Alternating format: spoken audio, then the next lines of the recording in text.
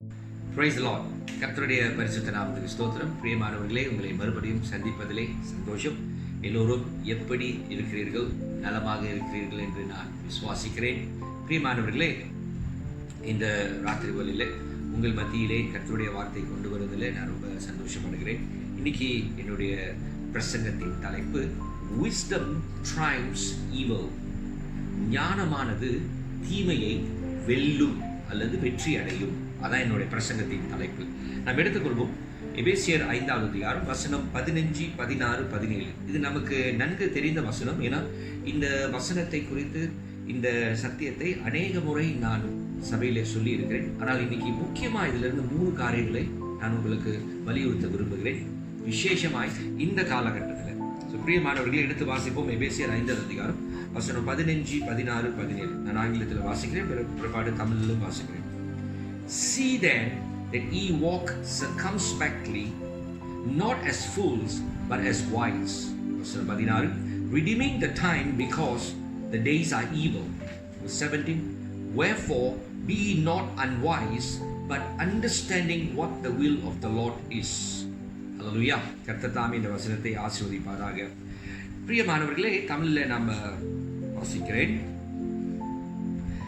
எனவே எப்படி வாழ்வது என்பதில் எச்சரிக்கையாயிருங்கள். தமிழ்ல விளக்கமா இருக்கு. ஞானம் இல்லாதவர்கள் வாழ்வது போன்று வாழாதீர்கள், ஞானத்தோடு வாழுங்கள். 16. நீங்கள் உங்களுக்கு கிடைத்துள்ள ஒவ்வொரு வாய்ப்பையும் பயன்படுத்தி நற்செயல்களை செய்யுங்கள், ஏனென்றால் நாம் கெட்ட காலங்களில் வாழ்கிறோம். தமிழ்ல ரொம்ப விளக்கமா இருக்கு. 17. இது வேற தமிழ் பைபிள், உங்க தமிழ் பைபிள் மாதிரி இருக்காது. 17. ஆகையால், மன்னித்து விடுங்கள், எழுதியிருக்கிறது அப்படியே படிக்கிறேன். ஆகையால் முட்டாள்தனமாக உங்கள் வாழ்க்கையை வீணாக்கி விடாதீர்கள். பிதா உங்களிடம் என்ன விரும்புகிறார் என்பதை அறிந்து கொள்ளுங்கள். அப்படின்னா பிதா உங்களிடத்தில் என்ன விரும்புகிறார்னா பிதாவோட சித்தம் என்ன. தமிழ்ல ரொம்ப விளக்கமா இருக்கு. இந்த தமிழ் பைபிள் வந்து ஆன்லைன்ல, இது உங்க டெக்ஸ்ட்ல இருக்கான்னு எனக்கு தெரியலங்க.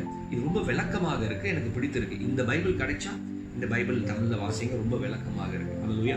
சரி, மறுபடியும் வசனத்தை கேட்டும் செய்திக்கு வருவோம். பிரியமானவர்களே, இன்னைக்கு கிறிஸ்துவர்கள் வாழ்க்கையில ரொம்ப முக்கியமான அவசியமான ஒரு காரியம் என்னவென்றால் ஞானம். மன்னித்து விடுங்கள் பிரியமானவர்களே, நான் உண்மையைதான் சொல்வேன், உண்மையை தவிர வேறு எதுவும் இல்லை. இன்னைக்கு அநேக கிறிஸ்துவர்கள் வாழுகிறார்கள். அறிவு இருக்குதா? இருக்கிறது. ஆனால் ஞானம் என்று பார்க்கும்போது இன்னைக்கு நிறைய அநேக கிறிஸ்துவர்களுக்கு ஞானம் இல்லாமல் தான் இருக்கிறார்கள்.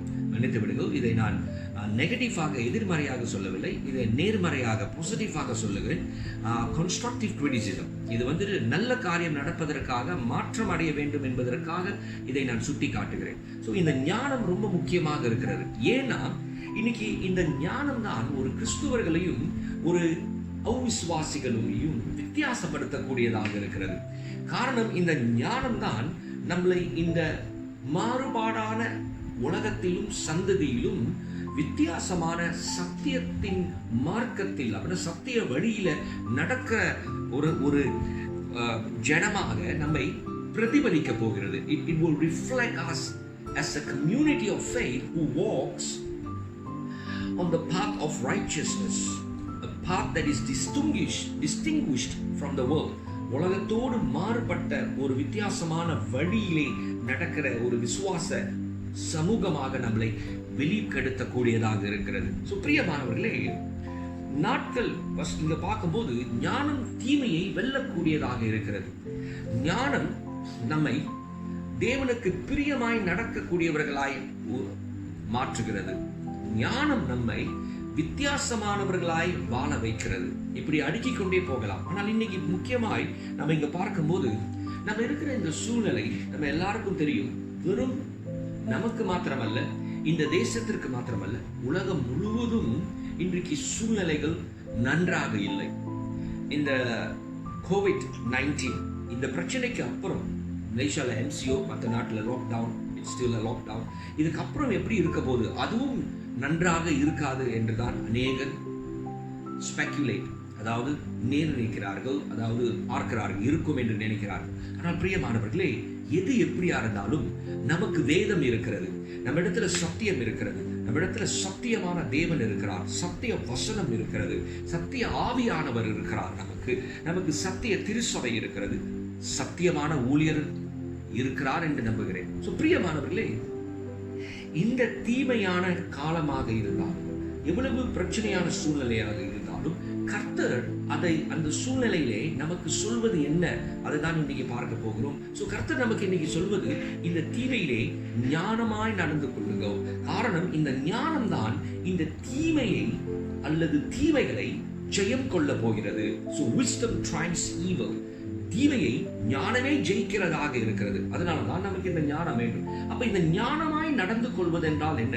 இந்த வேத பகுதியிலிருந்து எபேசியர் அதிகாரத்துல பவுல் சொல்லுகிற இந்த 3 வசனத்தை வைத்து இந்த இடத்துல ஞானம் எப்படி செயல்படுகிறது, எப்படி சூழ்நிலை, தீமையான சூழ்நிலையை ஞானம் எப்படி ஜெயிக்கிறது என்பதை நான் உங்களுக்கு காட்ட போகிறேன். அல்லேலூயா.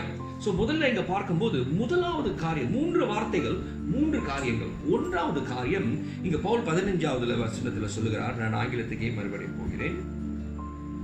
இங்க சொல்லுகிறாரு, see then that ye walk circumspectly. அப்படி என்றால் ஒன்றாவது வார்த்தை காரியம், கவனமாக ஜாக்கிரதையாய் நடவுங்கள். Walk circumspectly, walk cautiously. Okay, you have to be careful. Walk carefully என்ற அர்த்தம். கவனமாய் ஜாக்கிரதையாய் நடக்க வேண்டுமா? பிரியமானவர்களே, தீமையான காலம். ஆனால் இந்த தீமையான காலத்திலே, இந்த பிரச்சனையான காலத்திலே, நமக்கு இக்கட்டான இந்த சூழ்நிலையிலே நாம் எப்படி நடக்க வேண்டும் என்றால், எப்படி வாழ வேண்டும் என்ற அர்த்தம். பிரியமானவர்களே, வேதத்துல வாக் என்று சொன்னால் வாழ்வது, நடப்பது என்று சொன்னால் வாழ்வதை அர்த்தம், வாழ்வது என்ற அர்த்தம். அப்ப எப்படி வாழ போகிறோம்? ஜாக்கிரதையாய் வாழ வேண்டுமா? பிரியமானவர்களே, அந்த ஜாக்கிரதையாய் வாழ்வது என்றால் என்ன? அதற்கு தான் அடுத்த வசனத்துல பார்க்கிறோம். என்ன பவுல் சொல்லுகிறார்? redeeming the time. So walk circumspectly, not as fools. முட்டாள்தனமாக, மூடர்களாக அல்ல, ஆனால் ஞானம் உள்ளவர்களாய். பாத்தீங்களா?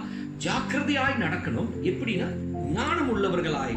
அப்பதான் நம்ம இருக்கிறோம் ஜாக்கிரதையாய் நடக்கும் போது. ஆனால் அந்த ஜாக்கிரதையாய் நடப்பதென்றால், பிரியமானவர்களே, என்ன அடுத்ததுல பவுல் சொல்றார், என்ன செய்ய வேண்டும்? அந்த சொல்லுகிறார், redeeming the time because the days are evil.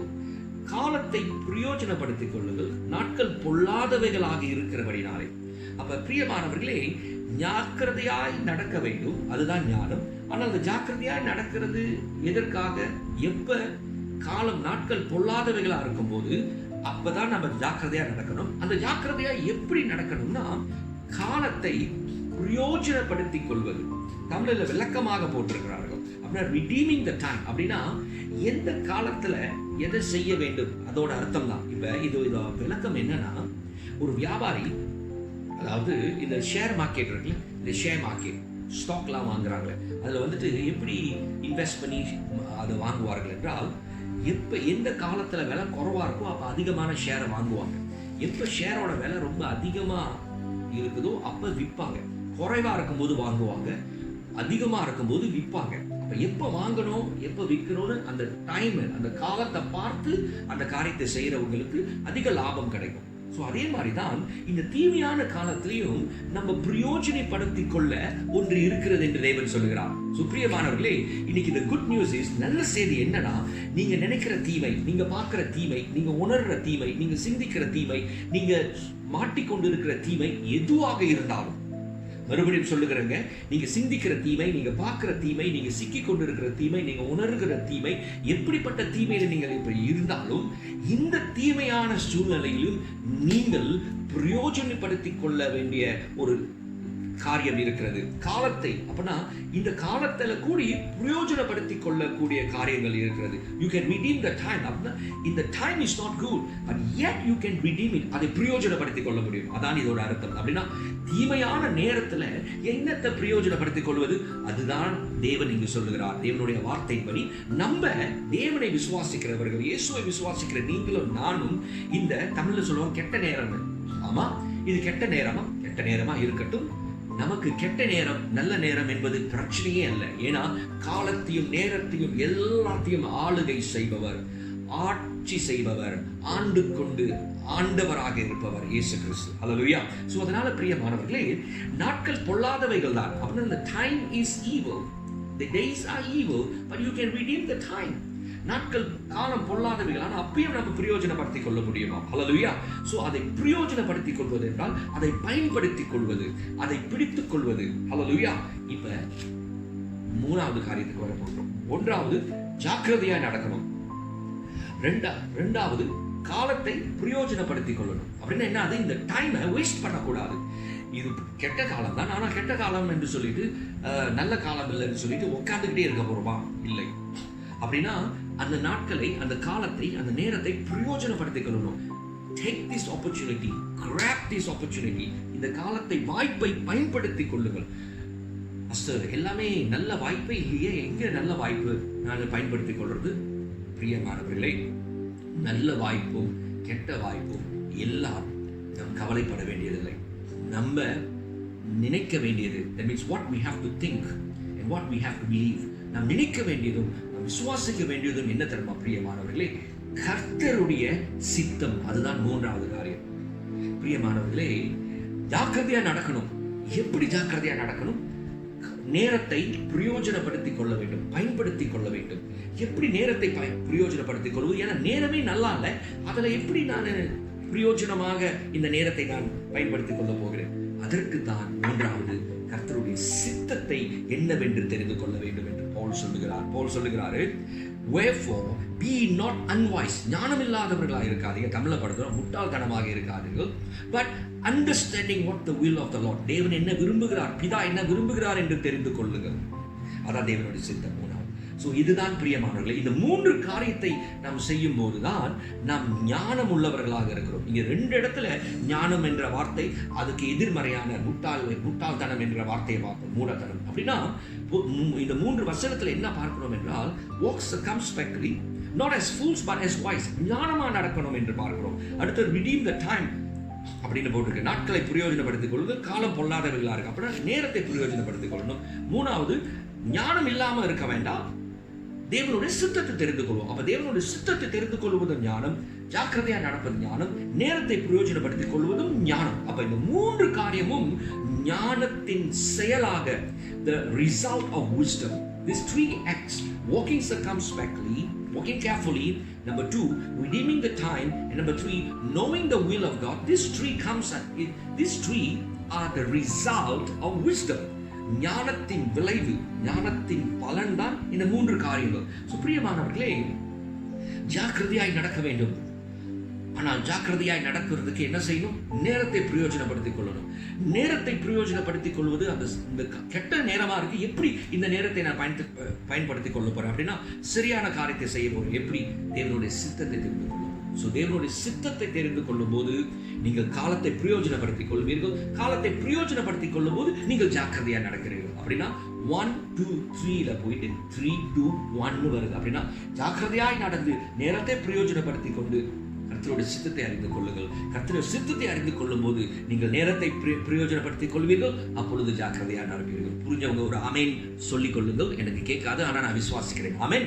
So பிரியமானவர்களே, இப்ப தேவனுடைய சித்தம் கடைசியில சொன்னேன். இந்த தேவ சித்தம் தான் பிரியமானவர்களே தேவனுடைய ஞானம் அடங்கிய ஒரு காரியம். காரணம், எப்பொழுதும் ஞாபகத்துக் கொள்ளுங்கள், knowledge and wisdom.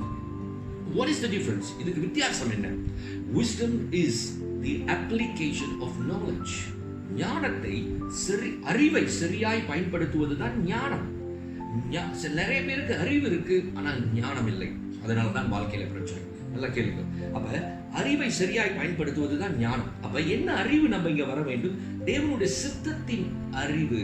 தேவனுடைய சித்தத்தை தெரிந்து கொள்ளும் போது அந்த சித்தத்தை இந்த காலகட்டத்தில், இந்த தீமையான நாட்களிலே, நமக்கு இருக்கிற இந்த நேரத்தில் பயன்படுத்த வேண்டும். அந்த சித்தத்தை அறிந்து அந்த சித்தத்தின்படி செயல்பட வேண்டும். So as I say, wisdom is the application. It's an action part of the knowledge. You know something, when you act on that knowledge, you applying wisdom. ஒரு காரியம் உங்களுக்கு அறிவு இருக்கு, தெரியுது, அந்த தெரிந்த காரியத்தை செயல்படுத்தும் போது அதுதான் ஞானம். அது சரியாக செயல்படுத்தும் போது அது ஞானம். பிரியமானவர்கள், தேவ சித்தத்தை அறிந்து இந்த தீமையான காலகட்டத்தில் தேவனுடைய சித்தம் என்ன எனக்கு? பிரியமானவர்களே, இன்னைக்கு நிறைய பேருக்கு வேலை பிரச்சனை இருக்கு, பண பிரச்சனை இருக்கு, இன்னைக்கு சிலவங்களுக்கு வேலை இருக்கு, ஆனா குடும்பத்தோட சேர முடியாத பிரச்சனை இருக்கு. சிலவங்க குடும்பத்தோட சேர்ந்து இருக்காங்க, ஆனா வேலை இல்லை, பணம் இல்லை. இப்படி பல பிரச்சனை. வியாபாரிகளுக்கு வியாபாரம் நடத்த முடியாத பிரச்சனை. வியாபாரம் இப்ப திறக்க முடிந்தாலும் வியாபாரம் நடக்காத பிரச்சனை. அவங்களுக்கு ஆபரேஷன் காஸ்ட், வியாபாரத்தை நடத்துவதற்கு பணம் வேண்டும். இப்படி பலவிதமான பிரச்சனை. இங்க பாருங்க, இன்னைக்கு நம்ம இருக்கிற இந்த தீமையான காலம் உங்களுக்கும் எனக்கும் இல்ல தனிப்பட்ட ஒரு நபருக்கோ இல்ல ஒரு தேசத்துக்கோ வந்த பிரச்சனை இல்லை. உலகத்திற்கே ஏற்பட்டு கொண்டிருக்கிற, உலகமே ஒன்றாக ஒட்டு மொத்தமாக போய் கொண்டிருக்கிற ஒரு சூழ்நிலையில தான் நம்ம இருக்கிறோம். ஆனால் பிரியமானவர்களே, தேவ பிள்ளைகள் ஆகிய உங்களுக்கும் எனக்கும் கர்த்தர் சொல்லுகிறது என்ன? ஞானம் தீமையை வெல்லும். Wisdom triumphs evil. அந்த ஞானம் நமக்கு வேண்டும். அந்த ஞானம் என்ன பிரியமானவர்களே? தேவனுடைய சித்தத்தை அறிந்து நேரத்தை பிரயோஜனப்படுத்தி கொண்டு ஜாக்கிரதையாய் நடப்பது. ஜாக்கிரதையாய் நடப்பது, தேவனுடைய நேரத்தை மீட்டுக் கொள்வது, பிரயோஜனப்படுத்திக் கொள்வது, சித்தமாய் நடப்பது. பிரியமானவர்களே, அப்ப தேவனுடைய சித்தம் இன்னைக்கு இந்த சூழ்நிலை நம்ம கேட்க வேண்டியது, தேவனிடத்துல நாம் தெரிந்து கொள்ள வேண்டியது தேவனுடைய சித்தம். தேவனுடைய சித்தத்தை எப்படி தெரிந்து கொள்வது? தேவனுடைய சித்தத்தை குறித்து 1 வருஷம் பிரசங்கம் பண்ணியிருக்கேன், எப்படி தேவனுடைய சித்தத்தை தெரிந்து கொள்ளலாம். கண்டிப்பா LSA living stone assembly members உங்களுக்கு தேவனுடைய சித்தத்தை எப்படி தெரிந்து கொள்வது என்று கண்டிப்பா தெரியும். இருந்தாலும் 1 வருஷம் பண்ண பிரசங்கத்தை சுருக்கமா சொல்லுகிறேன் கேளுங்க. தேவனுடைய சித்தத்தை தெரிந்து கொள்ளணும்னா நம்பர் 1, தேவனுடைய வார்த்தையிலிருந்து தான் தெரிந்து கொள்ள வேண்டும். ஆமென். பிரியமானவர்களே, God's word will reveal God's will. பிதா எதை விரும்புகிறார்? He has written it and he has given us as a love letter, the Bible. வேதத்தை நமக்கு ஒரு கடிதமாக, அன்பு கடிதமாக கொடுத்திருக்கிறார். அவரோட சித்தத்தை வெளிப்படுத்தி இருக்கிறார். அந்த வேத வசனத்தின்படி தேவ சித்தத்தை அறிந்து கொள்ளுங்கள். இந்த காலத்திலே தேவனுடைய சித்தம் என்ன? நாம் எப்பொழுதும் தேவனுடைய சித்தத்தின்படி நடக்கும்போது நிச்சயமாய் காலத்தை வீணடிக்க மாட்டோம், பிரயோஜனப்படுத்திக் கொள்வோம். அப்ப இன்னைக்கு நம்ம இருக்கிற நிலைமையில தேவனுடைய சித்தம் என்ன? வேதத்தை திருப்புங்க, வேதத்துல தேடுங்க, உங்க ஊழியக்காரரிடத்துல கேளுங்க, தேவனுடைய சித்தம் என்னவென்று. பிரியமானவர்களே, தேவனுடைய சித்தத்தின்படி நீங்கள் அறிந்து அந்த சித்தத்தின்படி வாழும்போது நீங்கள் காலத்தை பிரயோஜனப்படுத்திக் கொள்வீர்கள். சில உதாரணங்களை கொடுக்கிறேன்.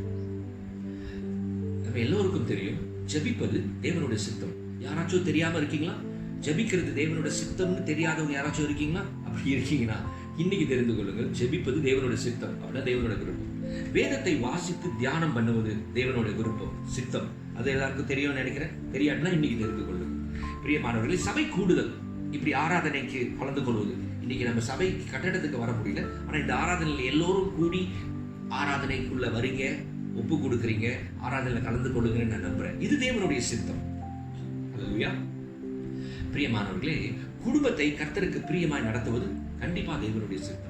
கணவன் மனைவி ஒருத்தர் நேசித்து மனைவிக்கு கீழ், கணவர் அன்பா இருப்பது, மனைவி கணவரை கீழ்ப்படிவது, இது தேவ சித்தம்.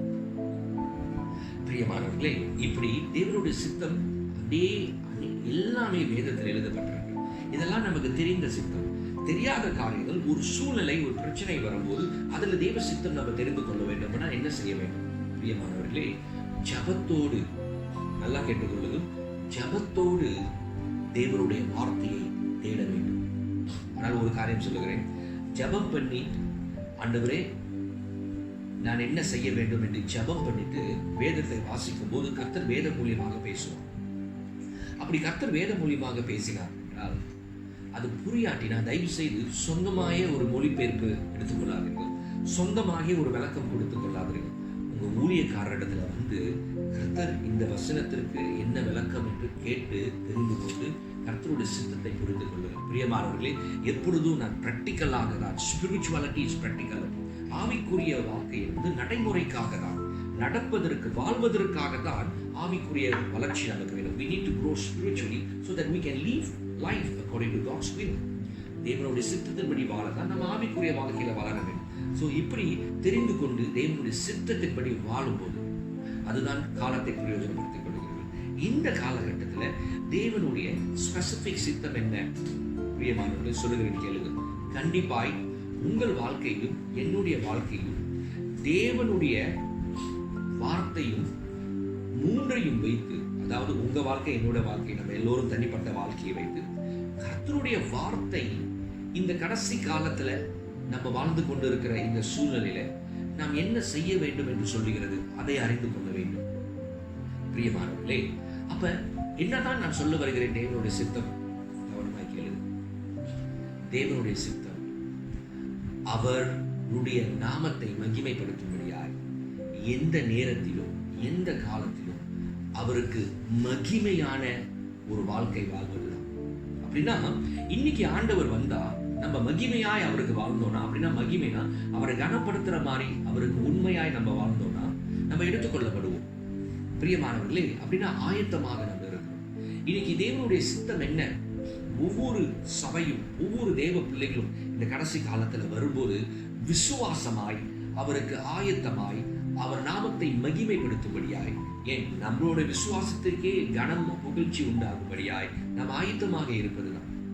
பிரியமானவர்களே, இன்னைக்கு உங்களுடைய பிரச்சனைகள், உங்களுடைய வேதனைகள், உங்களுடைய சோர்வுகள், இது எல்லாம் தேவனுடைய சித்தத்தை செய்வதற்கு உங்களை தடை செய்தா, அப்படி என்றால் நீங்கள் ஜாக்கிரதையாய் நடந்து கொண்டு இந்த நேரத்தை பிரயோஜனப்படுத்திக் கொள்ளணும். இப்ப நம்ம அதிகமா ஜெபிக்க நேரம் இருக்கு, அதிகமா வேதத்தை தியானிக்க நேரம் இருக்கு. பிரியமானவர்களே, அந்த நேரத்தை பயன்படுத்துறோமா? அப்படி பயன்படுத்தாட்டினா நம்ம காலத்தை வீணாக்குது. நாட்கள் பொல்லாதவர்களா இருக்கு, நேரத்தை பிரயோஜனப்படுத்திக் கொள்ளுங்க. ஜெபிப்பது, வேதத்தை வாசிப்பது தேவனுடைய சித்தம். அந்த சித்தத்தை ஜெனரல் பொதுவாக நமக்கு தெரிந்த சித்தம், அந்த சித்தத்தையே நம்ம தெரிந்த சித்தத்தையே நம்ம செய்யாவிட்டால் இப்ப மற்ற காரியத்துல தேவனுடைய சித்தத்தை எப்படி தெரிந்து கொள்ள போகும்? பிரியமானவர்களே, முதல்ல தெரிந்த சித்தத்தின்படி நடக்க கற்றுக்கொள்ள வேண்டும். எவ்வளவு பிரச்சனையாக இருந்தாலும், இந்த சூழ்நிலையில எவ்வளவு காரியமாக இருந்தாலும் தேவனுடைய சித்தம் என்ன, அந்த சித்தத்தை எல்லாம் நிறைவேற்றுங்க, கடைப்பிடிங்க, ஜெபம் பண்ணுங்க, வேதத்தை வாசிங்க, தொடர்ந்து பிரியமானவர்களே தேவனை தேடுபவர்களாக. இதெல்லாம் தேவனுடைய சித்தம். இது பேசிக். இந்த அடிப்படை சித்தம் தீமை நாட்களிலே செய்யக்கூடாதுன்னு யார் சொன்னது? இன்னைக்கு நீங்க நினைச்சிருப்பீங்க, ஓ தேவனோட சித்தம்னா பெருசா என்னமோ சொல்ல போறேன்.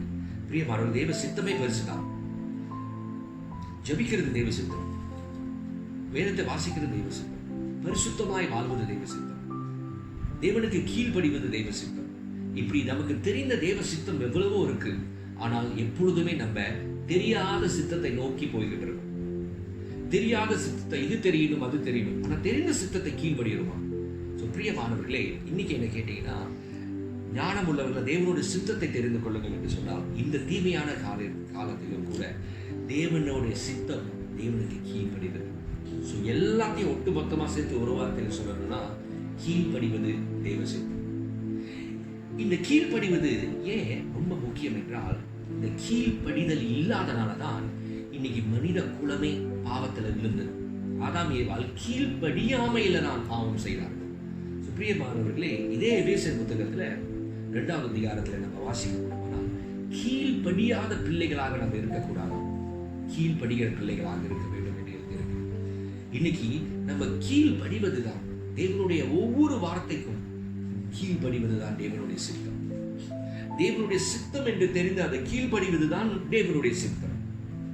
இப்படி தேவனுடைய சித்தத்தின்படி, நம்ம தேவனுடைய வார்த்தையின்படி கீழ்படிந்து நம்ம வாழும்போது பிரியமானவர்களே, அப்பொழுதுதான் நம்ம இந்த காலத்தை பிரயோஜனப்படுத்திக் கொள்ள முடியும். காரணம், தேவனுடைய சித்தத்துக்குள்ளதான் தேவனுடைய பாதுகாப்பு இருக்கிறது, தேவனுடைய சித்தத்துக்குள்ளதான் தேவனுடைய ஆசீர்வாதம் இருக்கு. நீங்க தேவனுடைய சித்தத்துல இருந்தீங்கன்னா உங்க நேரம், உங்க காலம், உங்க டைம் வேஸ்ட் ஆகாது.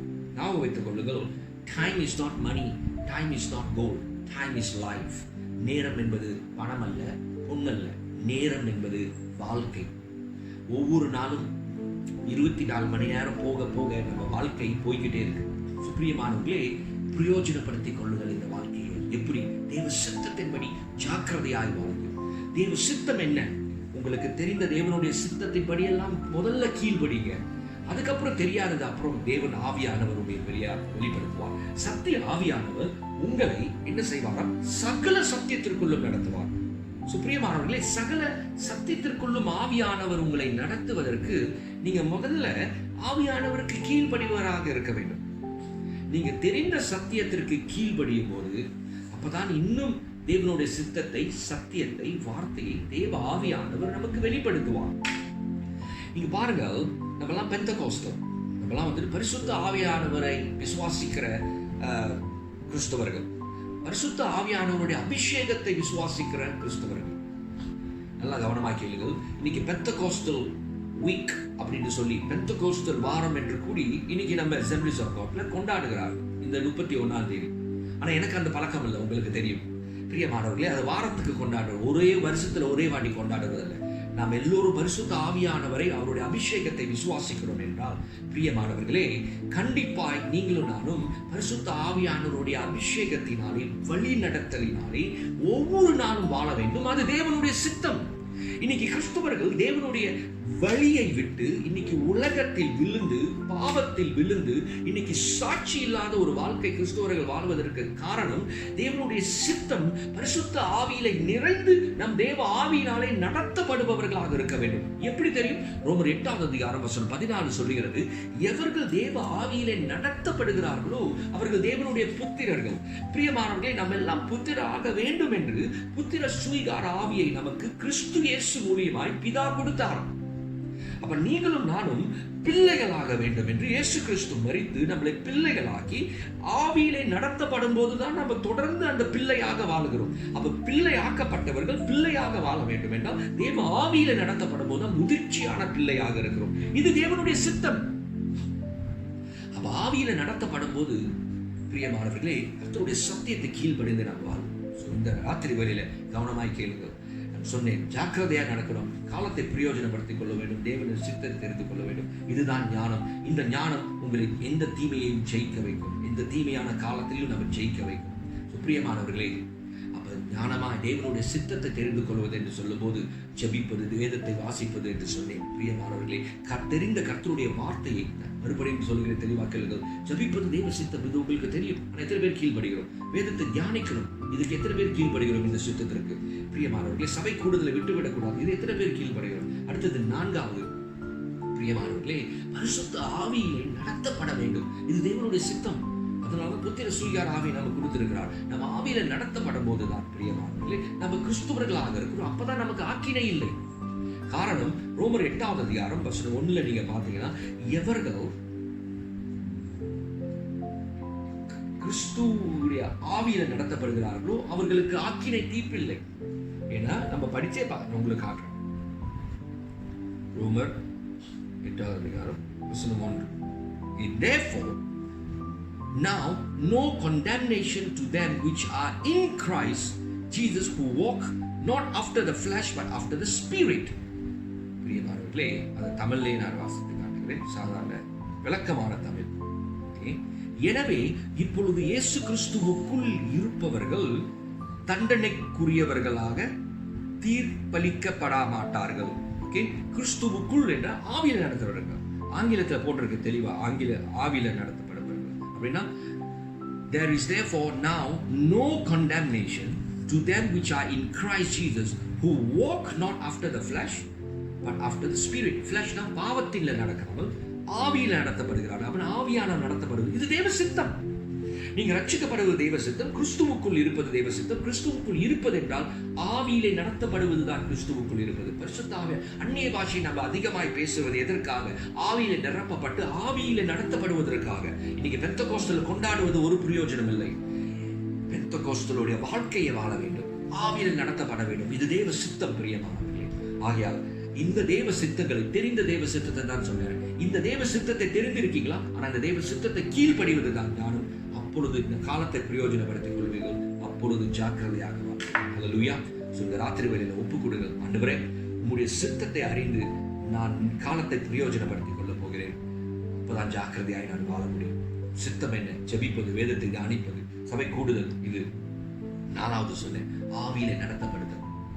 பிரியமானவர்களே, இன்னைக்கு ஆவியில நிரப்பப்பட்டு பரிசுத்த ஆவியானவர் சத்தியத்துல நடத்துவார், தேவ சித்தத்துல நம்ம நடத்துவார். அதற்கு நம்ம கீழ்ப்படிய வேண்டும். ஆவியானவர் தேவ வார்த்தையை நமக்கு உணர்த்தி கீழ்ப்படிய போதுதான் தேவனோட தெரிந்த சித்தத்துக்கு கீழ்ப்படிகள். அப்பதான் ஞானமாய் தீமையை நீங்கள் ஜெயிக்கணும். ஹல்லேலூயா. கர்த்தர் உங்களை ஆசீர்வதிப்பார். ஒப்புக் கொடுங்கள். உங்களுக்காக இப்ப நான் ஜெபிக்கிறேன். ஒப்புக் கொடுங்கள். தேவனே, உங்களுடைய சித்தத்தை, தெரிந்த சித்தத்திற்கு முதல்ல நான் ஒப்புக் கொடுக்கிறேன். தெரியாத தேவனோட சித்தத்தை அறிந்து கொள்ளணும்னா நம்ம எப்பொழுதும் பெருசா நினைப்போம். ஆனால் தெரிந்த சித்தத்தை எத்தனை பேர் நம்ம கீழ்ப்படுகிறோம்? அந்த தெரிந்த சித்தங்களை நான் கீழ்ப்படுகிறேன். என் நேரத்தை பிரயோஜனப்படுத்திக் கொள்கிறேன். நான் ஜாக்கிரதையாய் வாழுகிறேன் என்று ஒப்புக் கொடுக்க உங்களுக்கு ஆட்சேபிக்கிறேன். பிதாவே, இயேசுவின் நாமத்தில் இங்க இருக்கிற ஒவ்வொரு ஆண்டவரை பிள்ளைகளுக்காக நான் ஜெபிக்கிறேன். ஒப்பு கொடுக்கிற பிள்ளைகளுக்காக ஜெபிக்கிறேன். ஆண்டவரே, ஞானமே தீமையை வெல்லும். இதோ ஜாக்கிரதையாய் நடந்து காலத்தை பிரயோஜனப்படுத்தி தேவனுடைய சித்தத்தை தெரிந்து கொள்ள வேண்டும். மூடராய் இல்லாமல் தேவனுடைய சித்தத்தை தெரிந்து கொள்ள வேண்டும். தேவனோட தெரிந்த சித்தத்தை முதலாவது கீழ்ப்படிய இவர்களுக்கு உதவி செய்யும். ஒப்பு கொடுக்கிற இந்த பிள்ளைகள் கீழ்ப்படியட்டும்.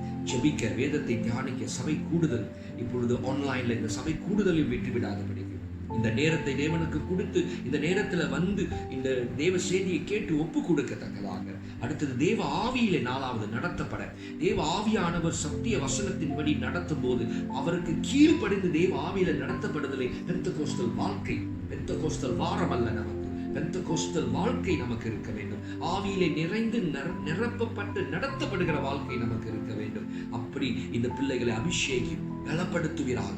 ஆவியிலே நடத்தப்படத்தக்கதாக, தேவ சித்தத்தின்படி நடத்தப்படத்தக்கதாக, தேவ பிள்ளைகளாய் நடத்தப்படத்தக்கதாக இது பரிசுத்த ஆவியானவரை இந்த வழியில் இந்த பிள்ளைகளை நீர் நிரப்பும்படியாக தொடும்படியாக நான் ஜெபிக்கிறேன். இயேசுவின் நாமத்துல இவர்களுக்குள்ளே அன்றைய தேவ சித்தத்தின் அறிவும் தெளிவும், அந்த தெரிஞ்ச தேவ சித்தம், ஜெபிப்பது, வேதத்தை தியானிப்பது, சபை கூடுதல், தேவ ஆவியில நடத்தப்பட, தேவ ஆவியானவர் வார்த்தைக்கு கீழ்ப்படிவது, இந்த சித்தத்தின்படி நடக்கும் போது இவர்கள் காலத்தை பிரயோஜனப்படுத்திக் கொண்டு உமக்கு மகிமையாய் ஆசீர்வாதமாய் வாழட்டும். இவர்கள் ஒப்பு கொடுக்கிறேன். ஆவியானவரை நிரப்புவீராக, தொடுவீராக. இயேசுவின் நாமத்தில் ஜெபிக்கிறேன் நல்ல பிதாவே, ஆமென். ஆமென். அல்லேலூயா. கர்த்தர் உங்களை ஆசீர்வதிப்பார். மறுபடியும் அடுத்த வாரம் சந்திக்க வரை உங்களிடத்தில் விடைபெற்றுக் கொள்கிறேன். பாஸ்டர் நேமியா. God bless you.